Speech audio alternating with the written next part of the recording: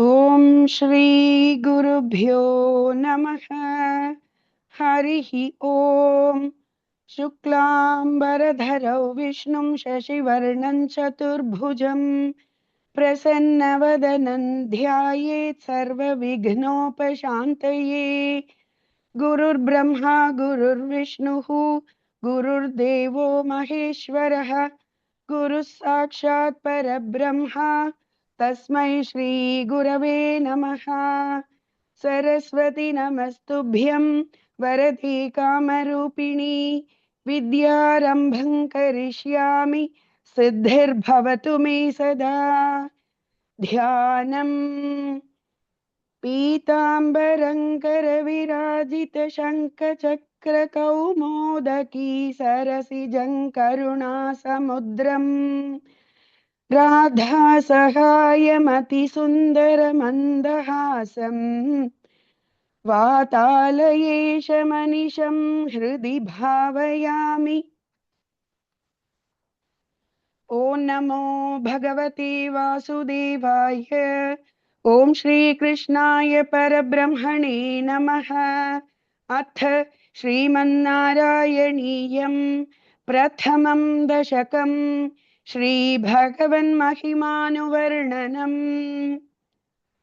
सान्द्रानन्दावबोधात्मकमनुपमितं कालदेशावधिभ्यां निर्मुक्तं नित्यमुक्तं निगमशतसहस्रेण निर्भास्यमानम् अस्पष्टं दृष्टमात्रे पुनरुरुपुरुषार्थात्मकं ब्रह्मतत्त्वम् तत्तावद्भाति साक्षात् गुरुपवनपुरे हन्तभाग्यं जनानाम्। एवं दुर्लभ्य वस्तुन्यपि सुलभतया हस्तलब्धे यदन्यत् तन्वा वाचा धिया वा भजति बत जनः क्षुद्रतैव स्फुटेयम्। एते तावद्वयन्तु स्थिरतरमनसा विश्वपीडापहत्यै निःशेषात्मानमेनं गुरुपवनपुराधीशमेवाश्रयामः। सत्त्वय्यत्तत्पराभ्यामपरिकलनतो निर्मलं तेन तावत् भूतैर्भूतेन्द्रियैस्ते वपुरिति बहुशः श्रूयते व्यासवाक्यम्। तत्स्वच्छत्वाद्यदच्छादितपरसुखचिद्गर्भनिर्भासरूपम् तस्मिन् धन्यारमन्ते श्रुतिमतिमधुरे सुग्रहे विग्रहे ते निष्कम्पे नित्यपूर्णे निरवधि परमानन्द पीयूषरूपे निर्लीनानेकमुक्तावलि सुभगतमे निर्मल ब्रह्म सिन्धौ कल्लोलोल्लासतुल्यं खलु विमलतरं सत्त्वमाहुस्तदात्मा कस्मान्नो निष्कलस्त्वं सकल इति वचस्त्वत्कलास्वेव भूमन् निर्व्यापारोऽपि निष्कारणमज भजसे यत्क्रियामीक्षणाख्यां तेनैवोदेति लीना प्रकृतिरसति कल्पापि कल्पादिकाले तस्या संशुद्धमंशं कमपि तमतिरोधायकं सत्वरूपम् सत्वं धृत्वा दधासि स्वमहिम विभवा कुण्ठ वैकुण्ठरूपम् तत्ते प्रत्यग्रधाराधर ललितकला यावली केलिकारम् लावण्यस्यैकसारम् सुकृति जनदृशां पूर्णपुण्यावतारम् लक्ष्मी निःशङ्कलीला निलयनममृतस्यन्द सन्दोहमन्तः सिञ्चत्तञ्चिन्तकानां वपुरनुकलये मारुतागारनाथ कष्टाते सृष्टिचेष्टा बहुतर भवखेदावहा जीवभाजाम् इत्येवं पूर्वमालोचितमजितमया नैवमद्याभिजाने नो चेज्जीवाः कतौ वा मधुरतरमिदं त्वद्वपुश्चिद्रसार्द्रम् नेत्रैः श्रोत्रैश्च पीत्वा परमरससुधां बोधिपूरे रमेरन् नम्राणां सन्निधत्ते सततमपि पुरस्तैरनभ्यर्थितानप्यर्थान् कामानजस्रम् वितरति परमानन्दसान्द्राङ्गतिञ्च इत्थन्निःशेषलभ्यो निरवधि कपलः पारिजातो हरे त्वम् क्षुद्रन्तं शक्रवाटी द्रुममभिलषति व्यर्थमर्थिव्रजोऽयम् कारुण्यात् काममन्यं ददति खलु परे स्वात्मदस्त्वौ विशेषात् ऐश्वर्यादीशतेऽन्ये जगति परजने स्वात्मनोऽपीश्वरस्त्वं त्वय्युच्चैरारमन्ति प्रतिपदि मधुरे चेतना स्फीतभाग्याः त्वञ्चात्मा रामये वेत्यतुलगुणगणाधारशौरे नमस्ते ऐश्वर्यं शङ्करादीश्वर विनियमनं विश्वतेजोहराणां तेजसंहारि वीर्यं विमलमपि यशो न स्पृहैश्चोपगीतम् अंगासंगा सदा श्रीरखिल विदसि न क्वापि ते संगवार्ता तद्वातागारवासिन् मुरहर भगवच्छब्दमुख्याशयोऽसि इति श्रीमन्नारायणीये श्रीभगवन्महिमानुवर्णनं नाम प्रथमं दशकं समाप्तम् नारायणाखिल गुरो भगवन्नमस्ते नारायणाखिल गुरो भगवन्नमस्ते अथ द्वितीयं दशकं श्रीभगवद्रूपवर्णनम् सूर्यस्पर्धि किरीटमूर्ध्वतिलक प्रोद्भासि फालान्तरम् कारुण्याकुल नेत्रमार्द्रहसितोल्लासं सुनासापुटम् गण्डोद्यन्मकराभकुण्डलयुगम् कण्ठोज्ज्वलत्कौस्तुभम् त्वद्रूपौवनमाल्यहारपटल श्रीवत्सदीप्रं भजे केयूराङ्गदकङ्कणोत्तममहारत्नाङ्गुलीयाङ्कित श्रीमद्बाहुचतुष्कसङ्गदगदा शङ्खारि पङ्केरुहां काञ्चित् काञ्चन काञ्चिलाञ्छितलसत्पीताम्बरालम्बिनीम् आलम्बे विमलाम्बुजयुतिपदां मूर्तिं तवार्तिच्छिदम् यत्रैलोक्यमहीयसोऽपि महितं सम्मोहनं मोहनात् कान्तं कान्तिनिधानतोऽपि मधुरं माधुर्यधुर्यादपि सौन्दर्योत्तरतोऽपि सुन्दरतरम् त्वद्रूपमाश्चर्यतोऽप्याश्चर्यं भुवनेन कस्य कुतुकम् पुष्णाति विष्णो विभो तत्तादृङ्मधुरात्मकं तव वपुः सम्प्राप्य सम्पन्मयी सा देवी परमोत्सुका चिरतरन्नास्ते स्वभक्तेष्वपि तेनास्याबत कष्टमच्युत विभो त्वद्रूपमानोऽन्यक प्रेमस्थैर्यमयाद चापलवलाच्छापल्यवार्तोदभूत्